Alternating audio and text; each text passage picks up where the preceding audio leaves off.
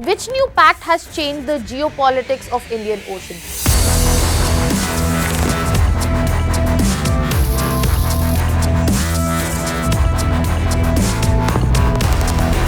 Why Russia wants access to Indian Ocean right away, and how this impacts India, Russia and the global players.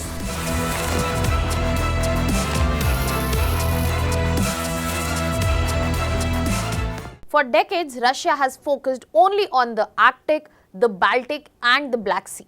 But now it has turned its direction towards Indian Ocean and the world is watching as it does so. Hello everyone, welcome to Vajiram and Ravi's Flash News. My name is Shubhangi Singh and today we are going to understand that how Russia has got access to Indian Ocean in an unprecedented way through the RELOS Pact, how it has come into the picture, when India signed it and what are the reasons that Russia is looking to access Indian Ocean right away. So let us begin with understanding that what exactly the RELOS Pact is. So when we talk about RELOS, that is reciprocal exchange of logistics support. This is an agreement where the mutual parties, in this scenario Russia and India, they give each other access to their naval ports, be it for repair, for refueling or dry docking. Their air bases which are present, then again mutual access is present for refueling, maintenance and then supply depots which are present, the storage facilities and technical support for military platforms. That means if India ever needs any of these, any support in this form, then Russia is present right there and vice versa.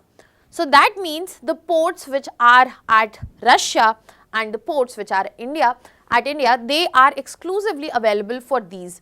And it becomes important not just because of the purpose where we see the idea is for smooth functioning of joint exercises, better support for long range deployments, but it shows the strong partnership and also that how the availability across the regions is present for both of these countries.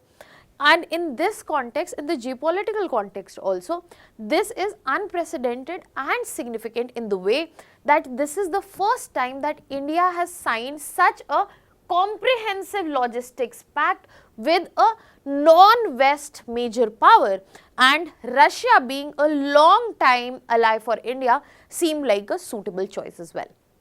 But before we get into the dynamics, why Russia is eyeing for Indian Ocean and how RELOS gives it to them, we will be starting with talking about what India gets out of it and why India was the first one to sign this RELOS Pact, because from the end of India, it was signed back in Feb of this very year.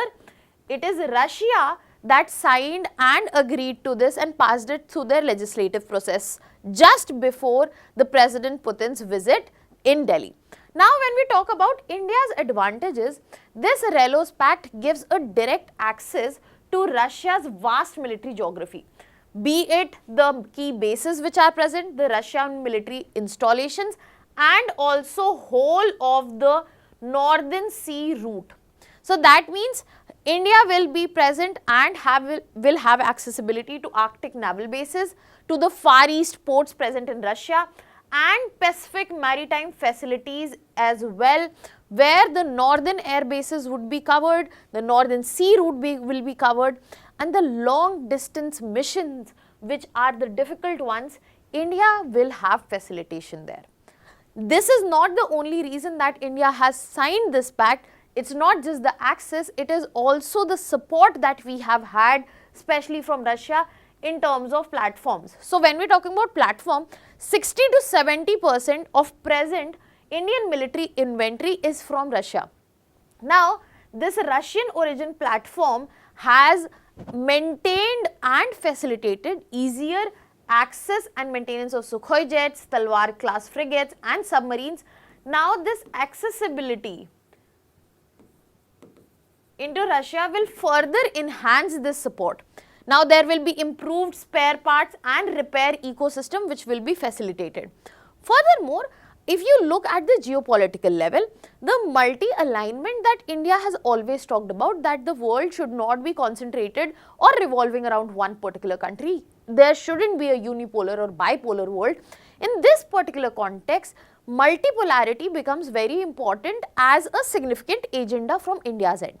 And in this particular context, when India is part of a huge alignment such as Quad, where it is siding with US, Japan as well as Australia for presence in Pacific Ocean and keeping away China, it also becomes important to make sure that we have ties with other countries, other major powers, where we actually get to execute the multi-alignment in real time. So it reinforces the fact that we are here for our own interests and strategic autonomy, not to follow a certain direction in this situation. And it will definitely enhance Indian Navy's blue water capabilities. We will have a direct outreach in terms of triangle. If we talk about Arctic, Pacific and Indian Ocean, the triangle, whole of it opens up for us, and Indian Navy can easily operate in northern waters without Western diplomacy and dependence on Western nations as well.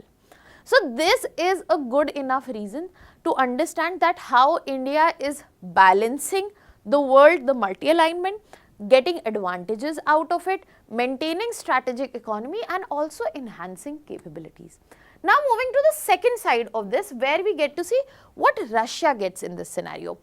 In the generalistic scenario, this is basically a maritime diversification that Russia gets away from Europe. If you look at the standard route, it comes via the Suez Canal, because India is stationed here, Russia. So this is the standard route that has been followed, and you get to see, here we have to cross the European waters.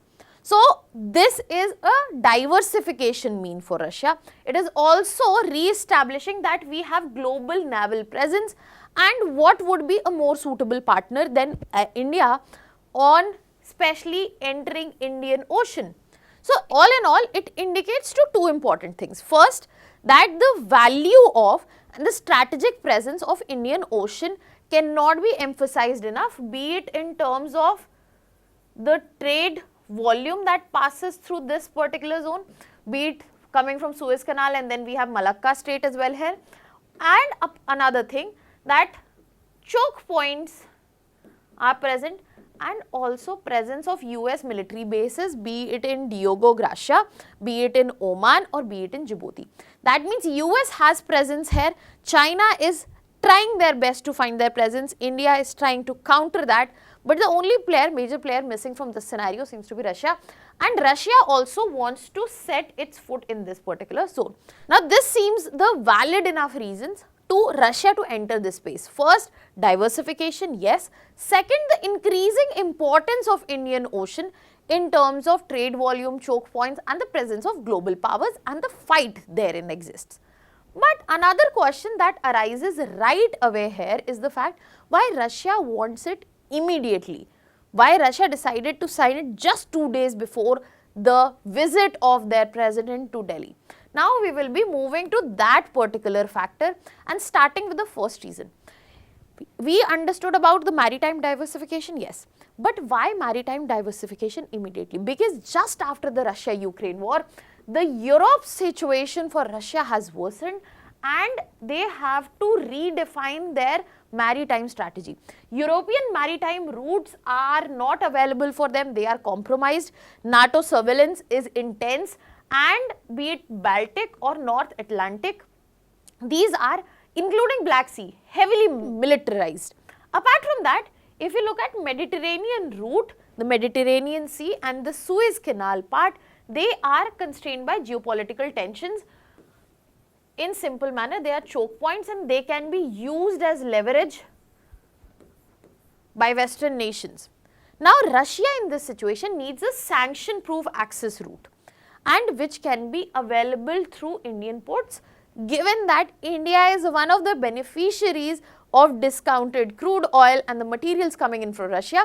this will be very easily facilitated apart from the ally factor that is available with India. So in this situation, there is no sanction risk, there is a reliable diplomatic background which is present, warm and accessible waters. So it gives Russia the alternate route from the standard route. If you look at the standard route, as we said, it is through Mediterranean and then we have Suez Canal here. This is the standard route. Now Russia is exploring first the North Sea route. Another we have is INSTC, that is International North-South Transportation Corridor, which happens to be one of the most important counter projects against Belt and Road Initiative as well. So Indian Ocean is nothing but Russia's safest and geopolitically independent route in the challenging militarized time through the standard routes which are present. And Russia needs it because of the war economy it has as of now. It really needs to make sure that the tech imports from Russia continue, energy exports to India and Southeast Asia including China, Turkey continue, and maritime flows must avoid west and the choke points associated. Now coming to the second reason which highlight why there is urgency to it. The second reason is the energy strategy. Russia's war economy as of now is dependent on the energy exports and they are heavily concentrated in three countries, India, China and Turkey. Again, Indian Ocean is the main artery which can make sure that these buyers are getting what they want. 75% of global oil shipping passes through Indian Ocean region. Tankers need a safe refueling and repair options from India's end. Now how will they get it? They'll get it through RELOS. And escorts are also needed, especially when we are talking about certain Indian Ocean, because regions where regional tensions exist. So Russia is ensuring maritime access, Russia is ensuring their buyers get their products well in time. And another reason which you will find here is the fact that it is also trying to balance China's position in Indian Ocean region. Russia may be close to China, they have aligned for the longest time, but at the same time we have to understand that Russia in no situation wants to be looked as a subordinate.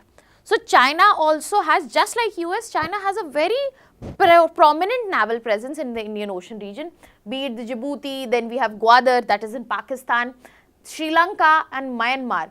So we get to see there are PLA, Navy patrols and research vessels going around Indian Ocean region. If Russia wants to come into this situation, the only option it would have is to make sure that it does through India, because otherwise Russia would have to over rely on China and Russia's own strategic autonomy will go down. And this is why Russia needs India on one side to balance the whole equation in Asia. And the last and one of the most important point comes from Russia is the fact that warm waters have always been Russia's weakness. Because if you talk about northern waters, you will understand that the main ports freeze every winter. So if Russia does not get an alternative route, be it through INSTC or Indian Ocean, which are 24/7, 365 days operational, no icebreakers are required, no external infrastructure, logistics are way cheaper, and it facilitates faster development in Asia and Africa as well. So this gives a wholesome package to Russia in order to get what it wants and also make sure that the maritime access and the geopolitical presence and the strategic autonomy of Russia is absolutely fully maintained. Now moving to the main point in understanding that how this changes the overall geopolitical scenario. The first thing that it will do, it will change the Indo-Pacific dynamic. Russia will also become a third major player after India and China in this particular region. It will add balance but also complexity to the Quad dynamics that exist. Apart from that, India-Russia Eurasian convergence will increase, be it in terms of military, energy, maritime interest, and this will also give a direct benefit to Chennai Voldovistic Maritime Corridor. I am talking about the North Sea corridor that is being built. Other than that, there will be also an impact in terms of West monitoring especially the Indian ports which will have Russian vessels. This can be a point of friction as well. It is going to be a testing point for India's strategic autonomy as well. And this is also going to impact West Asia and Africa, because Russia will get better access and their influence in the Middle East, Red Sea, East Africa is going to also change with time. Now on this note, I will be leaving you with a practice question here. You can put down your answers in the comment section. The answer of the last question that was asked in the previous video is A. That was all from my side. Thank you so much.